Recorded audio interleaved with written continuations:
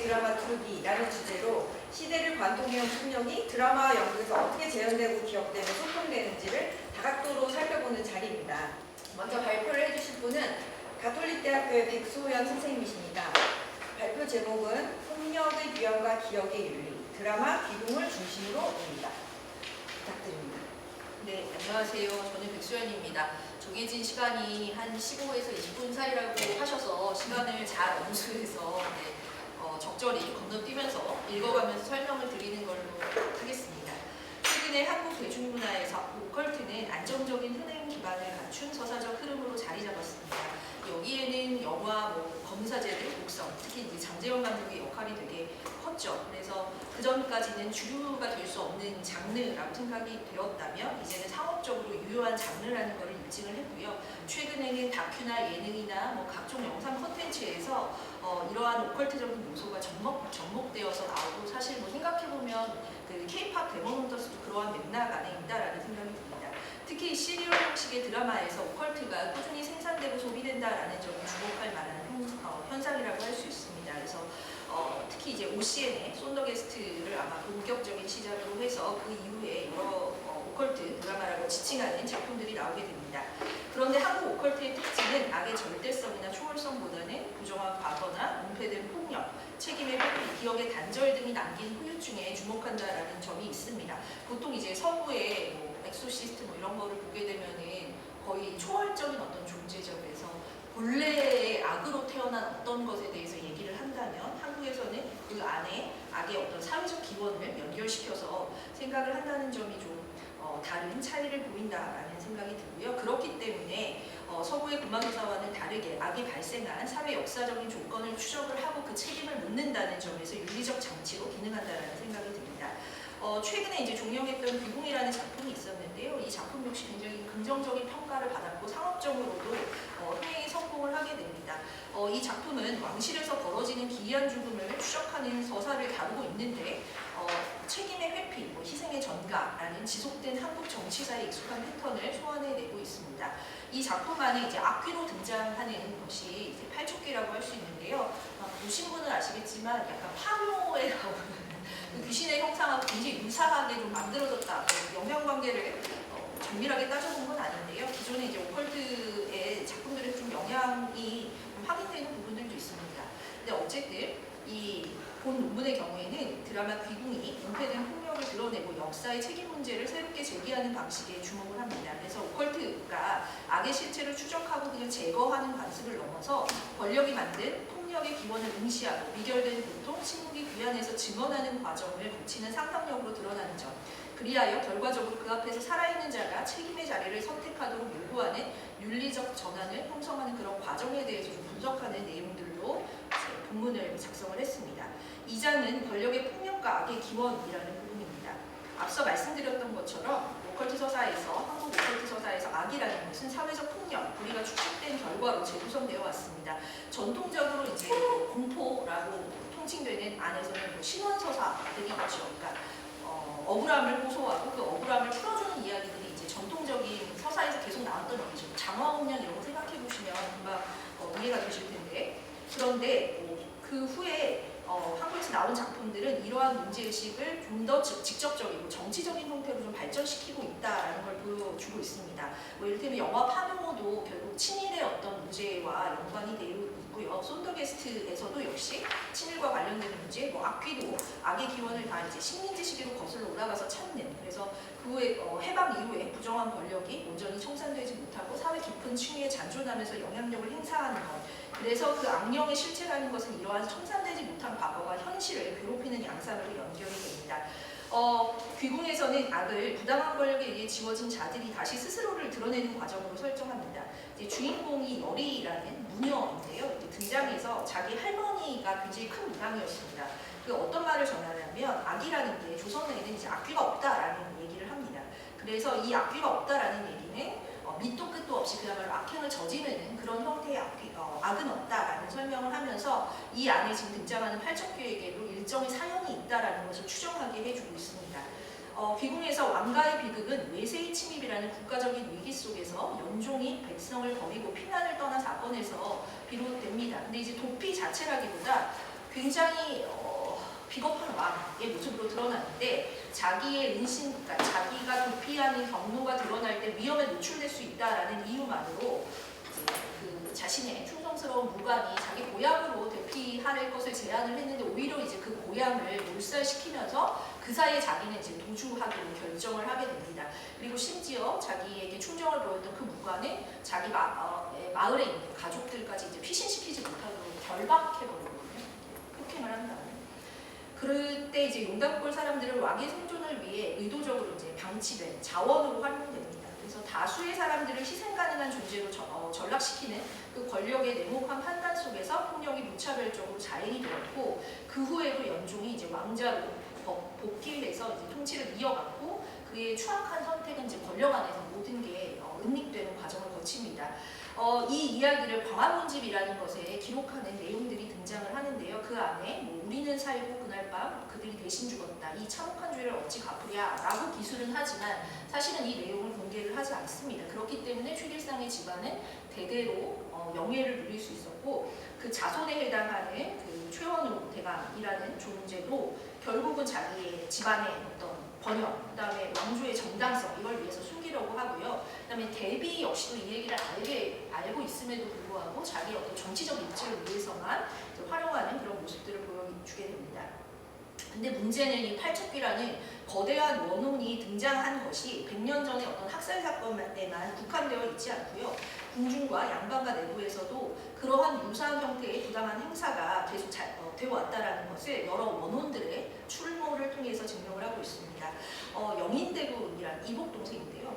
그 생각씨가 성폭력 피해를 입고 스스로 이제 자진하게 되죠. 근데 뭐 당연히 약자, 최약자에 위치해 있기 때문에 그 진실은 다 묻히고요. 그 다음에 책회에도 등장을 하는데 그 광화문집의 존재를 알아서 사실은 최원우를 협박을 했던 책회인데 역시 살해됩니다.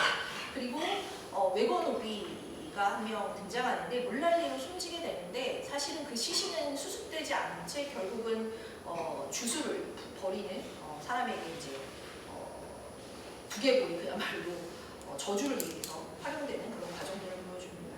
그래서 1화에서부터 사실은 이제 그런 훌륭의 모습을 여리가 보면서 나오게 되거든요.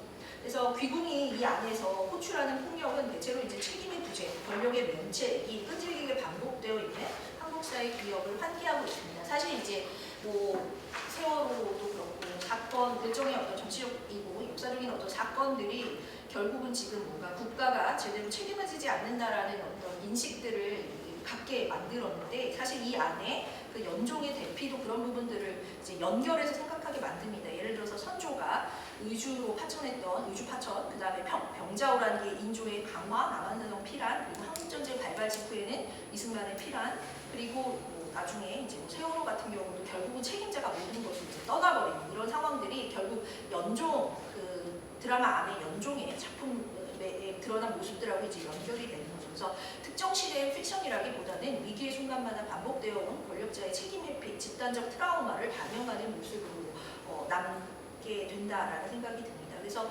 용담골 학살이 특정 시대에 국한된 얘기가 아니라 그야말로 가해가 명령되지 않고 책임이 제도적으로 부과되지 않는 세계에서는 폭력이라는 것은 지속될 수밖에 없다라는 것을 보여주면서 악귀가 결코 외부에서 침입한 초월한 존재가 아니라 억압되었던 과거가 그야말로 살아나서 실체를 고발하는 그런 이야기로서 이제 나타난다라고 할 수 있습니다.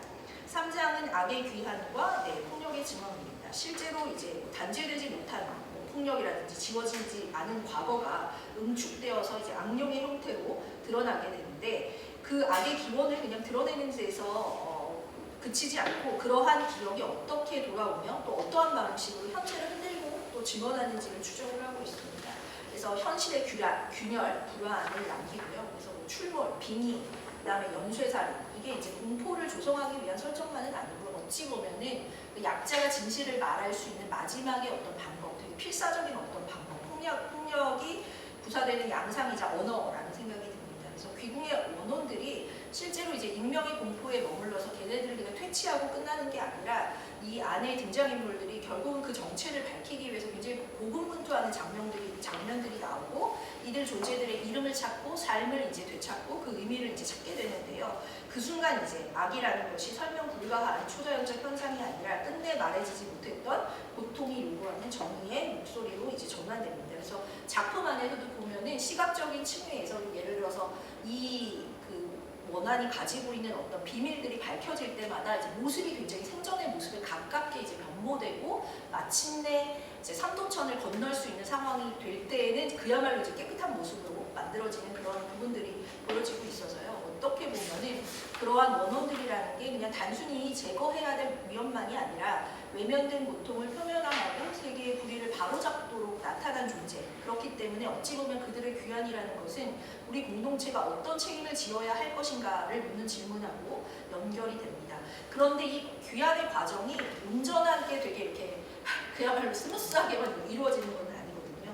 그야말로 뭐 팔적귀라는 존재가 천금휘라는 어떤 한 개인이 아니라 용담골 공동체가 아주 잔혹하게 이제 살육당하는데 그 수많은 사람들의 목숨이 그 무고하게 희생된 과정에서 응축된 어마어마한 크기의 이제 원한이 돌아와서 결국은 그 연종대왕의 후손들을 굉장히 무자비하게 살육해 나가거든요. 심지어 이제 태아에 중전에 복중에 있는 아기를 죽이는 그런 상황까지 벌어지는데 이제 그럴 때 굉장히 너무 잔혹하다라는 느낌을 주기도 하지만 사실은 그런 어떤 파괴적인 힘이 있었기 때문에 사실 이 팔척귀를 추적을 해야겠다라는 그런 어떤 진실을 밝히고자 하는 의지가 좀 강력해질 수 있는, 그래서 강력한 폭력이라는 게 역설적으로 진실을 직면하도록 강제하는 방식으로 이제 현재를 파고든다라고 할 수 있습니다. 그래서 다른 이제 원혼들 역시도 비슷했던 방식으로 이제 은닉되었던 과거를 호출해오고 살아서는 차마 할 수 없었던 얘기, 뭐 이를테면 그 물귀신의 모습으로 나타나는 그 대군에게 그야말로 이제 성폭행을 당하고 자진했던 이제 궁녀도 어떤 얘기를 하냐, 보잘것없어 보여도, 너한테는 보잘것없어 보여도 내게는 적어도 이제 소중한 삶이었다라는 말, 이 얘기를 이제 하게 되는데 그야말로 자기 이제 존재 증명을 죽어서야 드러낼 수 있는 형태로 드러나게 됩니다. 그런데 이게 바로 너무 이렇게 바로 이제 원한을 호소하면 뉘우치고 이런 구조만은 아니라는 거죠. 그리고 이제 장원수 같은 경우도 과거를 굉장히 집요하게 증언을 합니다. 그래서 어찌 보면 좀 무관해 보이는 딸에게까지 이제 빙의해서 그 가문을 위협해가면서 진실을 밝히려고 하는데 그런 일들이 있었기 때문에 사실은 광화문집이라는 것이 왕의 손에 전달됐고 오래된 그 봉인되었던 역사를 표면으로 밀어 올릴 수 있는 계기가 되기도 했습니다. 그렇지만 뭐 때로는 뭐 이 안에 이제 야광기라는 어린 내관이 되기 위해서 들어갔던 굉장히 어린 귀신이 있거든요. 근데 얘가 아파서 마지막으로 어머니를 보고 싶다라고 했는데 당연히 이제 궁에서는 큰 병이 아니다. 괜찮다 이렇게 했다가 아이는 죽고 어머니를 보지 못한 그 한 때문에 이제 거기에 머물러 있게 되는 그 친구인데요. 얘 같은 경우에는 뭘 누구를 특정해서 원한을 가졌다기보다 결국은 그 어떻게 보면 결핍되어 있는 애정이라든지 그 마음의 한 이런 것들이 있었기 때문에 그 무녀가 그 사연을 알아주고 이제 공감을 해주니까 떠날 수 있는 그런 상황이 되기도 합니다. 그리고 이제 뭐 박막돌이라는 수기가 등장을 하는데 외건오비였어요. 근데 물난리 속에서 이제 죽게 되고, 그런데 이제 그 팔적회변에서 굉장히 사악한 주술을 펼치는 이제 풍산이라는 사람한테 손에 들어가서 뭐 예를 들어 중전을 저주한다든지 이런 일들이 활용이 됩니다. 근데 이유는 하나예요. 뭐 특별히 원한이 있는 거는 아니고 약속이 이제 고향으로 돌려보내주겠다라는. 근데 사실은 그 약속을 들어줄 생각이 없죠, 이쪽은. 그런데 이제 왕과 여리와 광철이라는 인물들이 박막돌의 사연을 알아내서 고향으로 이제 보내주면서 이제 귀환할 수 있게 되는 그런 부분들입니다. 그래서 귀궁이라는 것의 공포의 핵심이 초자연적인 어떤 괴이함에만 있는 게 아니라 두려움이라는 게 어떻게 보면은 그 폭력의 구조가 더 이상 소화할 수 없음을 드러내고 그야말로 그 엉돌렸던 피해의 기록이 드러나는 것. 그래서 그거를 통해서 이렇게 세계가 되게 온전하고 평화로워 보이지만 알고 보면은 그 안정이라는 게 굉장히 거짓된 균형이었다라는 되게 날카로운 진실이 드러날 때 그것이 어찌 보면 우리가 믿었던 세계가 타인의 고통을 토대로 세워졌다라는 진실을 마주하는 데서 이제 좀 진정한 의미로 공포가 나오는 부분이 아닌가라는 생각이 듭니다.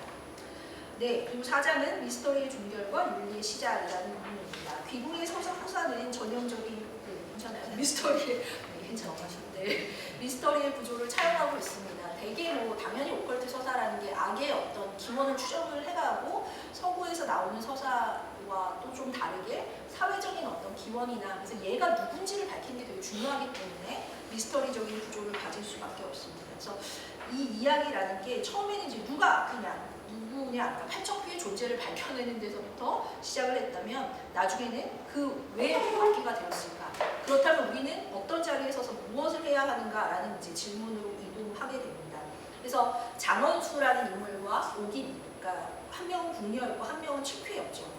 그런데 결국은 자신들에게 폭력을 저질렀던 계급적으로 훨씬 위에 있던 사람이 마침내 이제 진심으로 사죄를 하게 되죠. 예상하지 않았지만 정말 진심으로 사죄를 하게 되고 또 예를 들어서 최현우 같은 경우에는 결국 선조의 죄를 감추기 위해서 그 칙괴를 살해한 거잖아요. 그러면서 이제 과거에 자기가 저지른 살인에 대해서 그냥 미안하다 무릎을 꿇고 사과하는 걸로 끝나는 게 아니라 장형을 50대를 받는 걸로 나오는데 50대 받으면 죽거든요. 살아서 잘 아저씨가 돌아가시더라고요. 근데 어쨌든 그러고 나서 거기서 또 끝이 아니라 이 사람이 계속 벼슬을 거부해 왔던 사람인데 왕의 옆에서 공노비의 개혁안을 마련하는 일에 참여하게 됩니다. 그래서 어찌 보면은 자기 개인의 잘못을 제도적 차원에서 바로잡는 그 과정으로 가는 거예요. 그래서 메다리 귀신의 소멸이라는 것이 그냥 뭐 나쁜 악귀를 쫓아버린다의 의미가 아니라 마땅히 이루어져야 할 정의를 현실에서 어떻게 실행할까의 문제로 이제 연결된다는 점을 보여줍니다. 그리고 오긴이라는 인물도요. 사실 그 영인대군이라는 친구가 완전 망난이거든요. 그래서 처음에는 궁녀가 귀신으로 나타났을 때 완전히 사색이 되었지만 2분 남았네. 네, 완전히 사색이 되었지만 알고 보면 나중에는 선생님이 2분 남았다니까 갑자기 머리가 네. 사색이 되었지만 나중에는 그야말로 또 이제 또 아나무인으로 굴다가 결국은 팔척귀에게 이제 처단을 당하게 되거든요. 그러면서 이제 뭐 완전히 끝났네 이게 아니라 그 끝까지 그 잘못을 대비가 이제 사죄하는 그런 얘기들이 나오게 됩니다. 그리고 또 동시에 여기 귀궁에 나오는 중요한 인물 중에 하나가 이무기가 나옵니다. 근데 이 이무기가 되게 초월적인 존재잖아요. 그런데 그 용감군 학살의 날 자기가 승천하는 데만 너무 관심이 있었던 거예요. 이 신적 존재가. 그래서 인간사에서 벌어지는 일에 대해서 그냥 방관을 한 거죠. 근데 이무기가 승천할 때 누군가가 보게 되면 승천을 못 하는데 그때 얘가 승천을 못해서 인간을 미워하게 되는데 그 본 사람이 바로 그 천궁이라는 무관의 아들이었거든요. 그래서 어찌 보면 자기가 방관했던 폭력이 자기한테 되돌아오는 그런 경험을 하게 되죠. 그래서 마지막에 결국은 자기 자신을 희생을 해서 이 팔척귀를 처단하는 그런 모습들을 보여주고 있습니다. 그래서 어찌 보면은 이 초월적 존재조차도 그러한 어떤 물리적인 고리 이 안으로부터 이제 무관하지 않다라고 보여주는 그런 부분들이 있습니다.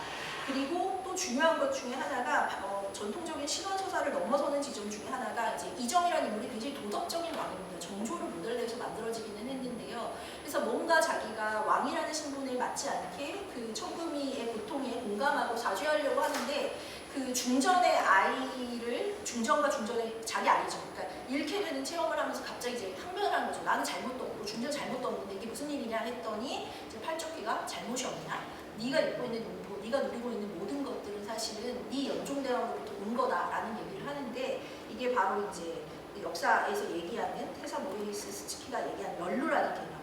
폭력에 대한 직접적인 가담자가 아니더라도 그에 관련된 이익을 이루어왔다면 우리는 근본적으로 그 역사에 연결된 존재다. 이 사람이 이제 일본 과거사 책임에 관한 글을 많이 썼는데 그때도 그런 얘기를 하거든요. 우리가 결국은 이 구조 안에서 누리고 있는 것이 우리의 연루됨을 얘기하는 거고 그렇기 때문에 우리가 역사의 책임을 져야 된다라는 얘기를 하게 됩니다. 그래서 어쨌든 이 정도 팔척귀가 그날 자기가 겪었던 일을 팽팽하게 체험하게 만들면서 이제 얘가 완전히 이제 생각을 다르게 하고 내 죽는 날까지 이걸 한순간도 잊지 않겠다라는 약속과 더불어서 이제 그동안 계속 이제 난관을 부딪혀 왔던 공노비 개혁안을 펼치는 걸로 이렇게 얘기가 진행이 됩니다. 그래서 예, 그 5장은 약간 결론격으로 쓴 거라서 그냥 여기서 마무리를 해도 될 것 같은데 기본적으로 기궁에서 오컬트라는 것은 삭제된 역사를 호출하고 기억을 다시 물리적이고 정치적인 행위로 되돌리는 매개. 그래서 악이라는 것이 단순히 소멸시키기 위한 것이 아니라 우리가 기억과 응답을 통해서만 중단될 수 있는 것. 그 과정에서 공포라는 것은 어찌 보면 그러한 과정에 도달하도록 만드는 방식이자 그 반복을 차단하는 어떤 경계 도산